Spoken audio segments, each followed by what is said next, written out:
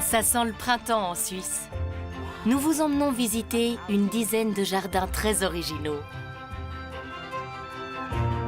Je suis en train de réaliser un rêve. Jetons un coup d'œil de l'autre côté des haies et des clôtures pour découvrir ces petits paradis cachés. En fait, ce jardin, c'est toute ma vie. Apprenons à connaître les personnes qui soignent et chérissent ces jardins.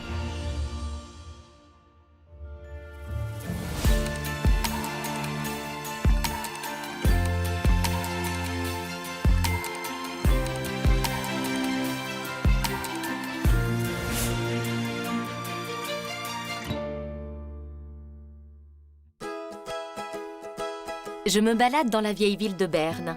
En passant par les lieux touristiques et historiques de la ville, difficile d'imaginer que pas loin d'ici poussent des baies, des arbres et des légumes. Depuis la place de la cathédrale, on aperçoit ce grand jardin urbain en contrebas. C'est sous l'ancienne place de la cathédrale que se trouve un espace de verdure où n'importe quel volontaire peut jardiner. Allons-y. C'est au pied d'un grand mur qui domine le quartier de la Matte et la rivière Laar que se trouve ce jardin. Sa superficie de 2000 m² fait partie de la vieille ville de Berne. Hallo Angela. Hallo. J'habite la ville de Berne depuis pas mal d'années, mais je n'avais jamais entendu parler de ce jardin. En fait, notre association est assez récente. Autrefois, il y avait des cultures de fleurs, puis tout a été laissé à l'abandon pendant pas mal de temps. Ça fait à peine 5 ans que j'ai repris ce lieu et que j'ai commencé à labourer et à planter petit à petit. Si je regarde ici, il me semble qu'il y a principalement des baies et non des plantes. Oui, en effet. Dans cette zone, il s'agit de cultiver, d'entretenir et de commercialiser tout ce qui a un rapport biologique et gastronomique avec les baies. Mais le jardin dans son ensemble est ouvert à toutes sortes de plantes. On donne la priorité à la biodiversité, à laquelle on consacre la majorité des plates-bandes. On cultive une multitude de variétés différentes. Tu me fais visiter? Oui, avec plaisir. On commence par là? C'est donc un jardin public. Qui peut participer? Comment ça fonctionne? Alors, ça reste quand même une exploitation. Ce n'est pas un parc public constamment ouvert. Nous avons des heures d'ouverture et elles sont communiquées sur notre site internet, ainsi que les jours durant lesquels les gens peuvent venir nous aider. On organise aussi des événements autour des thèmes de la durabilité, du jardinage et de l'horticulture biologique. Et comment t'es venue cette idée? Comment es-tu arrivée là? C'est une idée qui m'accompagne depuis un moment et que j'ai développée à partir de mes expériences professionnelles. Je cherchais un terrain et j'ai découvert cette parcelle qui appartient au canton. J'ai fait une demande pour la louer. Les négociations ont pris pas mal de temps. Et je l'ai finalement obtenue. Ça ressemblait à quoi initialement, avant que tu reprennes ce terrain il y a 5 ans? Avant, c'était un jardin de fleurs qui était resté quelques années à l'abandon avant qu'on le reprenne.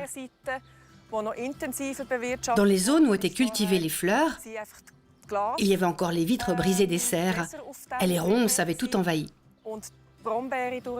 Les plates-bandes étaient remplies d'éclats de verre. On a donc dû ramasser, ranger, nettoyer, démonter les serres et s'en débarrasser. À côté de la zone des serres, le terrain était abandonné depuis 10 ou 15 ans. C'était devenu une jungle. Il a fallu débroussailler à la machette. C'était un gros travail. Oui, il y avait beaucoup à faire. C'est pourquoi ça a pris du temps avant que l'on puisse planter, que tout soit prêt. C'était beaucoup de travail. Pendant les travaux de réhabilitation, quelques problèmes sont apparus. De vieux murs se sont écroulés et les canalisations ont dû être assainies. Pendant un moment, le lieu ressemblait plus à un chantier qu'à un jardin. Et maintenant, tout a l'air de bien pousser. Vous avez hérité d'une bonne terre? Oui, nous bénéficions d'une bonne terre de jardinage. C'est la terre originale, car le lieu était déjà exploité pour de la culture. Tout pousse facilement. Ça, ce sont des fraises Mitze-Schindler, une variété ancienne avec un arôme de fruits des bois. On essaie de travailler autant que possible avec d'anciennes variétés, les maintenir et les populariser. On collabore avec Pro Specie Rara, une fondation qui fait la promotion et la diffusion d'anciennes variétés.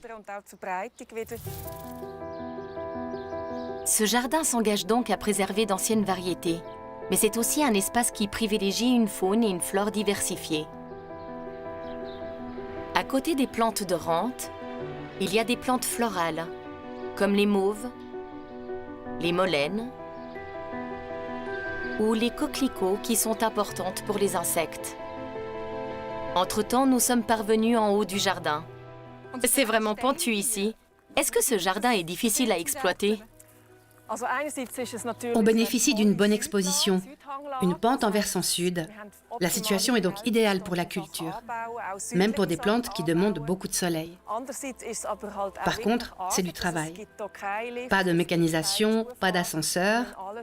Tout se fait à la main et il faut tout porter à dos d'homme.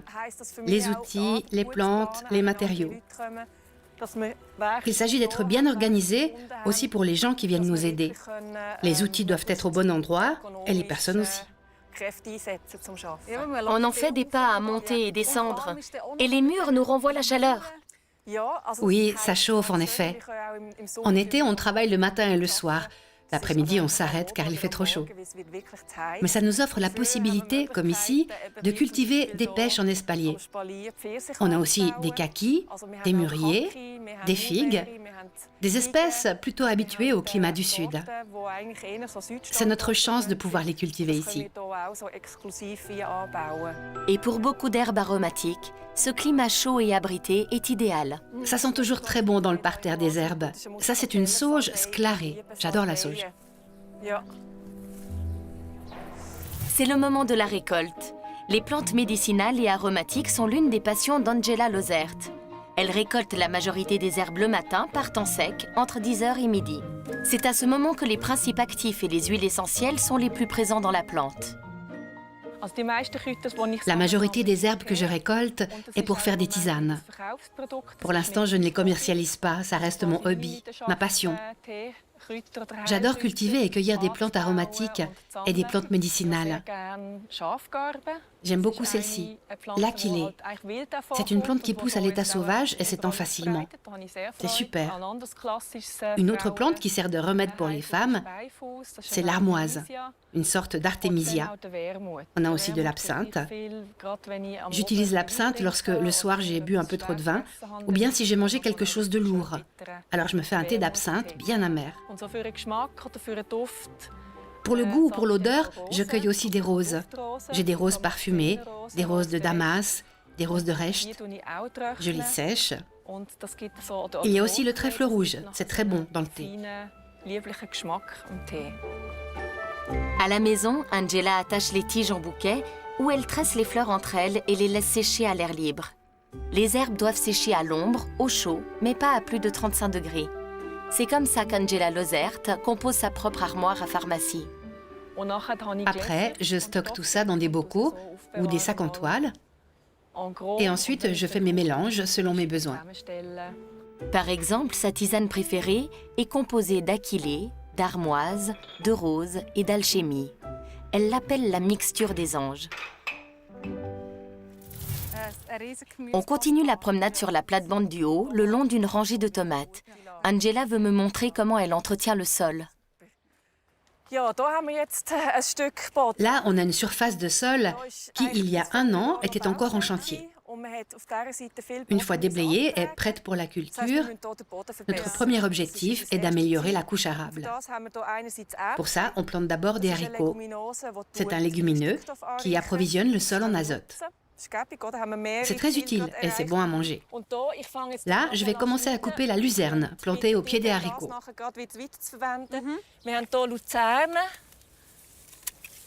Elle sert à quoi? La luzerne est un engrais vert. On la sème aussi en agriculture. Elle a des racines profondes qui assouplissent le sol. C'est également une légumineuse qui approvisionne aussi le sol en azote. Et si on veut, on peut l'utiliser pour le paillage. Elle pousse super vite. On la récolte toutes les 2 semaines. Je peux mettre du paillage? Oui, je te passe les ciseaux. Tu peux couper de petites portions et les répartir sur cette plate-bande. On a 2 courges ici et à côté, des melons. Avec ça, on peut recouvrir tout le terrain. Ça doit faire quelle taille? C'est trop petit, ça? La grandeur de la paume de la main. La paume. Oui, et bien étalée. Il ne faut pas que ce soit trop épais. Sinon, les escargots se réjouissent, ça leur fait un hôtel. Donc plutôt espacé. Et moi, j'en coupe encore. Ah oui, plus espacé. Prendre soin du sol, c'est essentiel en jardinage biologique. Il y a quelques astuces que va nous expliquer Niels Sonnetschläger, expert en plantes de la Haute École des sciences appliquées de Zurich. Quand est-ce qu'un sol est en bon état? Sur ce sujet, les avis divergent. Pour l'agriculture, un sol est bon s'il est fertile et productif, c'est-à-dire quand il est riche en nutriments, profond et assez humide. D'un point de vue écologique, c'est plutôt sa diversité biologique qui prime. Mais lorsque l'on regarde le paysage, on voit les plantes pousser sur des sols variés. L'iris se sent mieux sur les sols marécageux, un lotus pousse même sur l'eau. La lavande et le romarin sont courants en Méditerranée sur des sols rocheux, où la couche de terre est mince. Les plantes ont su s'adapter au travers de l'évolution à chaque type de terrain et ont appris à s'y développer au mieux. Dans nos jardins, c'est différent. En général, il n'y a qu'une sorte de sol. C'est pour ça que la lavande pousse aussi chez nous, où au lieu du gravier, elle trouve une terre plus nutritive, riche et humide. Les tiges poussent donc plus vite et deviennent plus grandes que dans leur habitat naturel. Mais comme la lavande n'est pas habituée à une terre si riche, ses racines peuvent commencer à pourrir. Elle s'affaisse et dépérit de l'intérieur. Pour ranimer la plante, on pratique une taille énergique après la floraison. Mais c'est encore plus judicieux de configurer le terrain en accord avec son milieu naturel. La meilleure façon de créer ce sol, considéré comme bon pour la lavande, est de faire un mélange de gravier et de 10% de terre, et de remplacer le sol avec ce mélange. De cette manière, l'eau circule plus librement et la terre reste plus sèche et plus pauvre en nutriments. La lavande poussera donc plus lentement, restera compacte et sera plus résistante. Dans le meilleur des cas, on pourra même éviter de la tailler. Au contraire, pour des iris, on devra tenter de créer un sol riche et humide. Si le sol est plutôt sablonneux, on peut l'améliorer avec de l'humus. Pour les plantes ornementales, il s'agit de s'orienter vers des sols qui correspondent à leur habitat naturel. L'ouvrage Les plantes vivaces et leur milieu de Hansel et Stahl peut être un manuel pratique d'une grande aide. Mais dans une optique de développement durable, il faut faire le contraire, choisir des plantes qui correspondent à l'habitat local, de manière à pouvoir éviter de remplacer les sols naturels. Quelles sont les plantes qui correspondent au jardin de l'association? Angela Lozert les connaît bien, mais elle a aussi repéré quelques invités indésirables. Les renouées du Japon nous donnent du fil à retordre. Il y en avait tout un champ, et ces graines se sont dispersées durant les travaux. Il y a aussi les verges d'or du Canada, ou la vergerette du Canada. C'est ça, là. Il faut l'arracher avec la racine. Oui, si possible avec la racine. Souvent, elles ont déjà 1 an et ont plein de bourgeons, et elles essaiment partout. Donc, en les arrachant, on évite qu'elles prennent de l'âge. D'ailleurs, si elles n'ont pas de fleurs, on peut en fait les laisser sur le terrain. Pour un paillage. Exact. Et la renouée du Japon, j'en ai vu une là. Elle est coriace. Il faut l'arracher vraiment jeune. Il n'y a qu'une méthode, l'affamer. Toujours recouper et si possible la déterrer avec les racines. Elle a un rhizome qui peut aller jusqu'à 5 mètres sous terre et devenir assez épais. Et si on en laisse ne serait-ce qu'un petit bout, une nouvelle plante revient. Ça se propage très vite. Donc celle-là, il faut vraiment s'en débarrasser. Avant, on la mettait dans les déchets à incinérer. Maintenant, on peut l'envoyer à la station de biogaz à Berne pour faire du compost vert. En tout cas, pas faire du paillage. Non, je la prends avec moi. Par contre, les autres plantes, on peut enrichir le sol. Oui, exactement. Pour ces petits arbres-là, par exemple. Oui, là, on a 4 abricotiers et un pommier. Enfin, 2 abricotiers, un pommier et 2 abricotiers. Ce sont aussi d'anciennes variétés de fruits. Pour offrir à ces jeunes arbres cette croissance en espalier, il faut une installation appropriée. C'est un travail conséquent. Angela Lozert a constitué une équipe d'experts et de bénévoles pour ce projet. C'est le professeur arboricole Rezu Leibungut qui a dirigé la construction. Regardons la vidéo tournée lors des travaux. On est super contents d'avoir aujourd'hui une équipe de bénévoles pour nous aider. D'abord, il faut installer des poutres horizontales. Elles sont vissées dans le mur en grès. Les bénévoles sont des employés de bureau d'une entreprise de télécommunications. Cette journée dans le jardin est pour eux une expérience intéressante.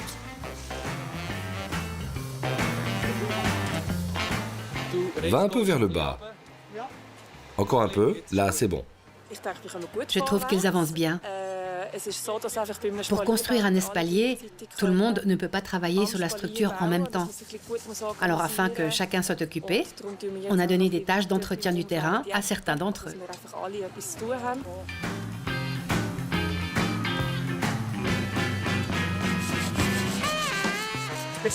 Maintenant, on peut installer les entretoises entre les poutres et le mur. Avec ces cales, il y a toujours assez d'espace entre le bois et le mur, ainsi le bois ne pourrit pas trop vite.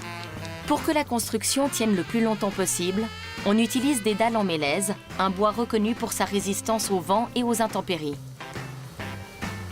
Ensuite, il faudra monter les poutres verticales séparées par des intervalles de 30 cm.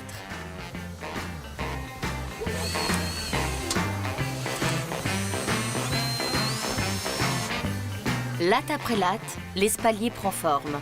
L'équipe fait du bon travail. C'est quand même un sentiment agréable quand tu regardes le travail accompli à la fin de la journée. Une entreprise réussie. Ça a de la gueule, même si c'était un gros effort. Ça en valait la peine. Me voilà rassurée. Heureusement, tout s'est bien passé. C'était sympa, c'était un super moment. Les gens sont contents, pour moi, c'est le plus important. Et bien entendu, on a maintenant un espalier. Une nouvelle partie du jardin prend forme. Oui, je suis très contente, mais fatiguée aussi, très fatiguée. Rezu Laibungut attache les jeunes arbres afin de pouvoir dès à présent diriger leur croissance. Céline Gourtner, notre paysagiste, va maintenant nous montrer comment on entretient un arbre en espalier et comment le tailler en hiver. Si l'on souhaite faire pousser du raisin, des kiwis, des poires, des abricots ou des pêches contre un mur en espalier comme chez Angela et Rezu à Berne, il faut une structure adaptée et des tuteurs. Sur un mur orienté au sud, il est conseillé de mettre plutôt des abricots, des pêches ou des raisins, car ces fruits ont besoin de chaleur. Les poires, elles, se contentent d'une paroi orientée à l'est ou à l'ouest.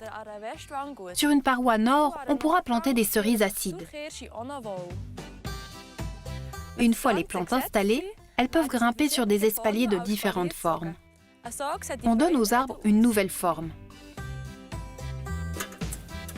Cette forme doit être modelée tout au long de l'année, sur les jeunes arbres.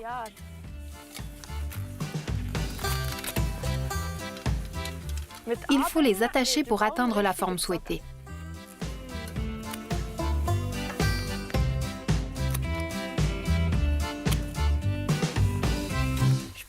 En général, on taille les arbres en espalier durant l'hiver. Sans le feuillage, il est plus facile de voir ce qu'il faut tailler. Pour ce travail, j'utilise des outils spécifiques. Tout bon jardinier possède un sécateur et une scie égoïne qui coupe bien.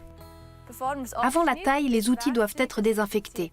Comme ça, la propagation de maladies, comme le feu bactérien, peuvent être évitées. On peut désinfecter avec de l'alcool ou en brûlant la lame.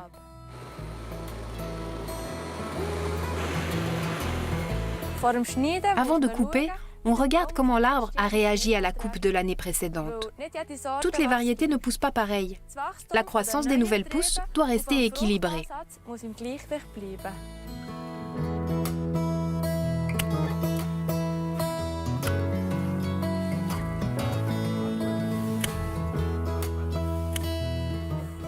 Les fruits en général, et particulièrement les cultures en espalier, demandent beaucoup d'attention, depuis l'étape du bourgeonnement, au printemps, jusqu'en automne, après la récolte, principalement pour pallier à l'agression des maladies et des parasites.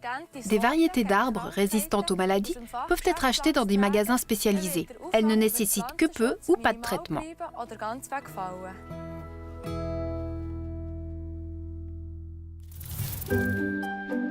Le calme est revenu au jardin associatif. L'espalier est terminé, les bénévoles sont partis. Mais Angela n'est jamais à court d'idées et de projets pour le jardin. Elle a toujours quelque chose en route. J'ai cette vieille brouette. Elle était déjà là quand on est arrivé. Et elle ne fonctionne plus. On s'est dit qu'on pourrait y planter quelque chose de décoratif. Et on pourra la déplacer au gré des occasions.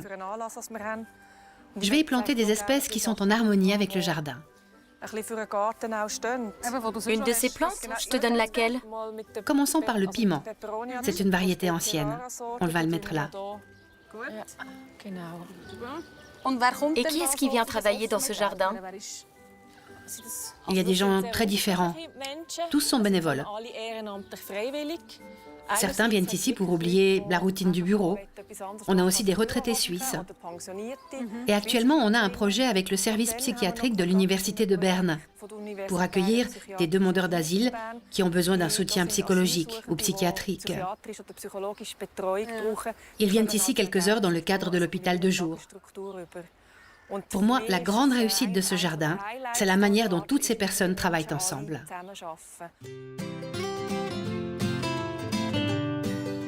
Et d'où vient ta connaissance du jardinage? À la base, j'ai étudié la géographie et la biologie. J'ai plutôt une formation académique. La pratique d'un métier manuel est venue plus tard. Je n'ai pas grandi dans un potager.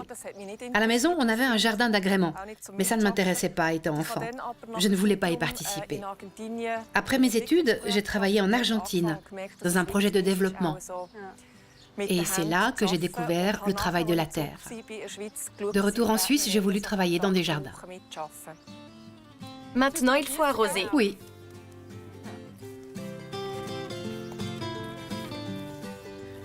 Il faut faire attention, doucement. C'était très sec. Évitez de les noyer. On contrôle le débit. Comme ça, on peut économiser beaucoup d'eau en arrosant avec précaution. Et comment tu fais? Je vais te montrer en haut avec les concombres. D'accord. On prend les arrosoirs? Oui. Les concombres sont des grands consommateurs d'eau. Oui.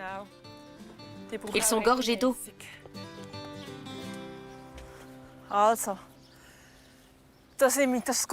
Là, on est sur la plate-bande des concombres. Je me suis aperçue qu'on a tendance à trop les arroser. L'important, c'est que les racines soient profondes. Il faut y veiller dès le début de la plantation. Là, j'arrose autour de la plante. La majorité des plantes n'aiment pas être douchées. Du coup, j'évite un arrosage général. Je me baisse et j'oriente bien le débit avec la main. J'arrose avec précision autour du plant de concombre et pas sur toute la parcelle. Comme ça, les racines vont aller chercher l'eau en profondeur et ne vont pas se disperser à la surface où le sol est plus chaud et où elles voudront boire beaucoup plus. On arrose les concombres 2 à 3 fois par semaine au maximum. Par temps très sec, on peut arroser un peu plus à chaque fois, mais pas plus souvent. Plus les racines sont profondes, plus elles trouvent facilement à boire. Oui, car plus bas, la terre reste humide et fraîche plus longtemps. Il faut donc obliger les racines des concombres à descendre. Ça fait travailler un peu la plante et ça la rend plus indépendante et résistante. Quand il fait très chaud, je rajoute de la terre sèche en surface. Ça ralentit l'évaporation de l'humidité. On peut aussi mettre du paillage ou de l'engrais biologique issu des déchets de plantes du jardin. Angela Lozert a créé ce jardin il y a 5 ans. Au début, pour elle, jardiner n'était qu'un hobby. Puis elle a fondé cette association et maintenant elle doit trouver les fonds pour financer chaque nouvelle étape du jardin. Elle gère aussi les plannings des bénévoles, la production et la vente des légumes et des fruits. Pour moi, c'est important de vivre à proximité des plantes, de travailler avec, rester près de la terre, mettre mes mains dedans. Bien entendu, il y a tout le travail administratif. Ça amène un peu de variété. Mais mon plaisir principal est dans le jardin. C'est ce qui me rend le plus heureuse. C'est là que je me réalise.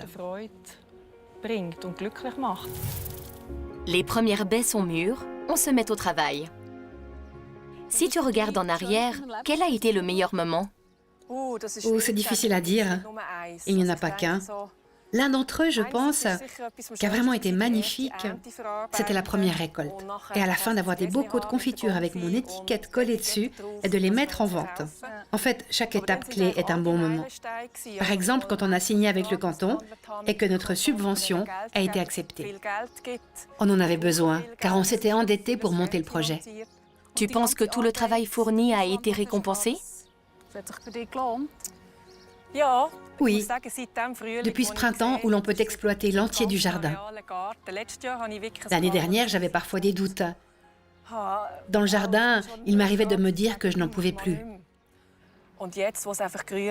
Mais maintenant que tout est vert et qu'on est parvenu à créer cette diversité de plantes que nous souhaitions et qu'on offre aux gens la possibilité de jardiner, je me sens récompensée. Allons un peu à l'ombre. Avec des bols pleins de groseilles, nous montons rejoindre les plus vieux arbres du jardin, un if et un cornouiller. C'est mon endroit préféré dans ton jardin.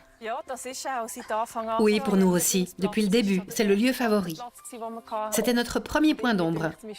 C'est un endroit qui dégage une force, comme si c'était le cœur du jardin. Et depuis ici, on a une vue d'ensemble sur le jardin. Est-ce qu'on peut dire que tu as réalisé un rêve avec ce jardin? Oui. On peut le dire comme ça. Je suis en train de réaliser un rêve. J'ai l'impression d'être ici à ma place. Et c'est important de profiter du moment présent. Qu'est-ce que ce jardin peut encore t'apporter à l'avenir? Je souhaite avoir encore plus de succès. Qu'encore plus de gens puissent venir profiter de ce jardin et vivre une expérience qui enrichit leur vie. Et j'espère aussi trouver un certain calme, qu'il y ait moins d'imprévus, que l'on puisse se dire « Bon, le jardin fonctionne maintenant, il n'y a plus qu'à l'entretenir, avec une gestion plus calme. » Avoir tout le loisir de venir t'asseoir ici. Exactement. Pouvoir simplement profiter et pas tout le temps penser à ce qu'il reste à faire. Merci beaucoup. Merci à toi. Merci Angela de m'accueillir dans ton jardin. Bonne continuation. Oui, à toi aussi. À l'avenir, je jetterai un œil en bas depuis la place de la cathédrale. Entendu.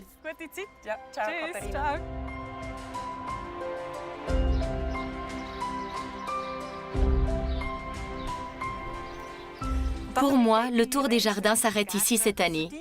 C'est Kurt Eschbacher qui va poursuivre les visites afin de vous faire rencontrer des jardiniers passionnés et découvrir d'autres jardins paradisiaques. Ma première trouvaille se trouve dans le canton des Grisons, dans le village de Rottenbrunnen plus exactement. Un jardin incroyable, entièrement construit sur le versant d'une falaise.